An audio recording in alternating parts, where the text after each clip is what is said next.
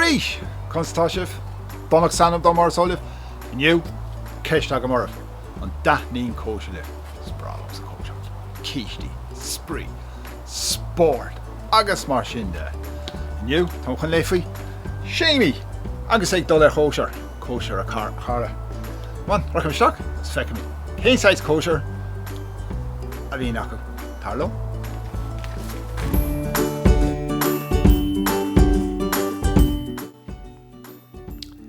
Séimí ag an gCóisir.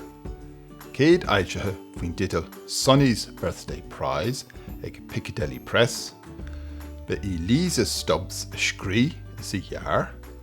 Seosamh Ó Murchú a daistrí go Gaeilge agus be ein gúm a daite. Séimí an gCóisir.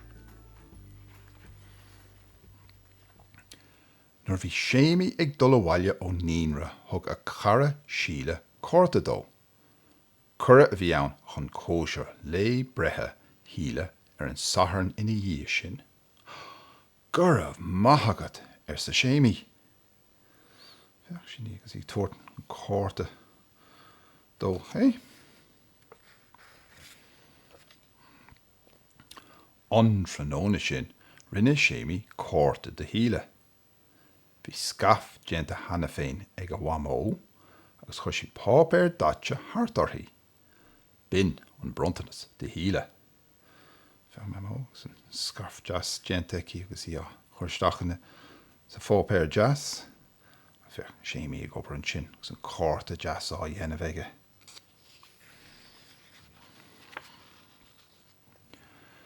Nuair a tháinig an sathairn bhí scitamíní Séimí. Ní sé aig agus a rob, agus an sin bhí sé ré le dul chóisir híle.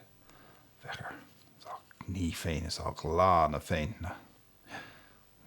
Os cór an scathán. Iadar, cinsáis anbhí sin, sin cara leis. Beidir gur bé. An gCóisir féin, thug Séimí an córta agus an brontanas de híle. Tá siad go hiantach sa síle. Le an dáthúil Séimí nar a chonig sé na brontanis go léir a bhí feite ag síle. Feadh orthú an sin feadh teddy, léaráid, leabhar, scátaí. Ní ceann sin a roscailteí go fólín, feadh. Agus na córtaí jazz a bhór sí, feadh na balún, cara bháin, feadh, cara eile freisin. Ó, feadh. Da hána an scarf lei feadh, tá sé orthaí hána féin. Tá sí treis pápéir a stróice nach bhfuil. Feadh, na tuismitheoirí an sin, fág an sláán lena chéile. Bhí féasta bra acu an gCóisir. Bhí siad ag ithe agus ag ól go de raibh siad lán. Chan gach duine lá brethe san a réit. Treis de híle na cinle an gácha a héade agus a bhuacha. Feadh, bonóga jazza. Feadh, treis na cinle a héade agus a bhuacha nach bhfuil. Agus na hatí beag jazza tá orthú. Gachin ag canna bór a robanna nach bhfuil. Is na balún fad, is na jochanna. Ó, stólan gur cóisir maithatá ann. Cad ceapan sibse. Sin ceapan mis ar éanas.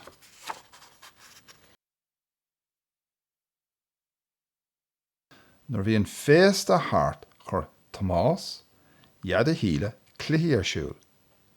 Déimir siad rincan den alamh.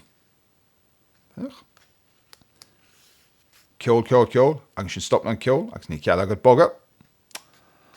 Chur arbal ar an asal. Bindel an mór hímpel na súla, anas nach féidir leat éon rud a eáil, agus a ráig leat leis an arbal chur ar an asal.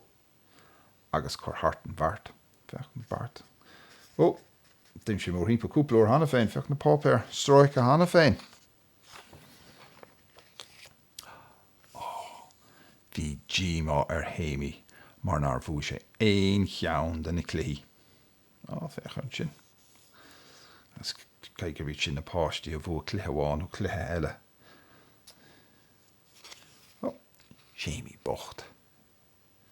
Ja, cad a thorlóig. Déimar siad folch bíog an sin. Thosaigh Scéal ag córamh, a héan, a dó, a trí. Táim ag teacht. Duine amháin sin, faoin mórd. Duine eile an sin, te fiad an gaiithir. Gus a réigen a bhecin. Lach a beag sin, feach. Faoin fluid. Feach. Yeah. Tá beartha ort. Feach, duine amháin an sin. Ag an bhuineog. Duine eile agus ar brenn an os cóilta tá chroch a feach. Ag deach na cosan sin. Tar amach. Whoops. Feach, istigh sa bhoscan sin áit ar brontan a sé. Caigar. Oops, a déidir. Caigar. Hóg sin, bhain sin teddy sin amach feach. Istigh sa chófra.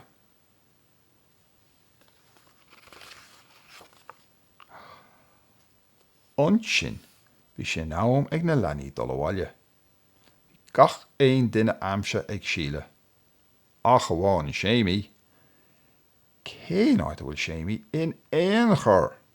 Feach na pháistí ag dul abhaile. Feach is an scaf jazz fós orthaí. Cad go daithníonn si go mór lei. Cad a cheap sibse. Thosaigh gach duine acu ag cuardach Séimí sa chisteann, ach bhain Tomás iad a híle. Bhí seisean ag glan a sús. Cófra bháin. Cófra eile. Tríú cófram. Ceapan misisiid bhfuil duine ag éirí pís eile an cíiste. Cad a cheapan sibse. Feach. Gach éon duine cuardach. Well, geall leis. An seo atá sé a bheith Tomás agus ag féchan sa chiseán éidí. Féchar. Bínáid ma nar bheith.